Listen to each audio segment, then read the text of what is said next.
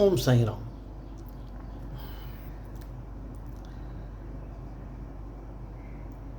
हिकिड़े फैमिलीअ में पहिरीं 2 पुट ॼा हुआ, पूरी धीअ थी ॼमे।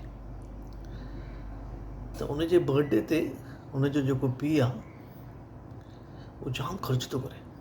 पुटनि जे बर्थडे ते 1000-2000 ख़र्च कयो हुअईं, धीअ जे बर्थडे ते 10,000 ख़र्च थो करे। सभिनी खे घुराए थो, सुठी वॾी पार्टी, वॾी हिकदमि शान शून सां करे थो करे। उनजो जो वाइड़ो थी थिए, चएसि चएसि पर अहिड़ी कहिड़ी ॻाल्हि आहे, धीअ ॼाई आहे ऐं तूं वरी हेॾी वॾी पार्टी रखी अथई ऐं वरी पंहिंजे पुटनि जे बर्थडे ते अहिड़ो कुझु कयो कोन।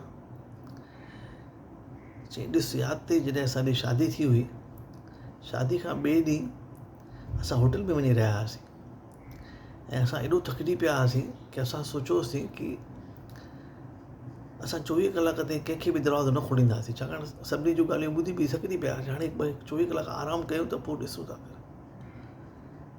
कहिड़ा माण्हू आया। मुंहिंजा भाउर आयो, मुंहिंजी भेण आई, मुंहिंजा माउ पीउ आया, दोस्त आया। असां दरवाज़ो न खोलियो, पर शाम जो 7 बजे तुंहिंजा माउ पीउ आया ऐं तूं रोअण वेही रही। चई न न, ॾिसो ईअं न कयो, मुंहिंजा माउ पीउ आहिनि, वीचारा ॿुढा आहिनि, वरी वेंदा, हुनखे दरवाज़ो खोलियो, ईअं करो। त मूंखे उन ॾींहुं ख़्यालु थियो कि ॿियो केरु मूंखे दुनिया में अॻियां हली पुछे न पुछे, मूंखे केॾी बि तकलीफ़ थींदी, भले ॿियो केरु मुंहिंजो साथ छॾे वञे, पर मुंहिंजी धीअ मुंहिंजो साथ न छॾे। धीअ ऐं पीउ जो अहिड़ो प्रेम हूंदो आहे। ओम साईं राम।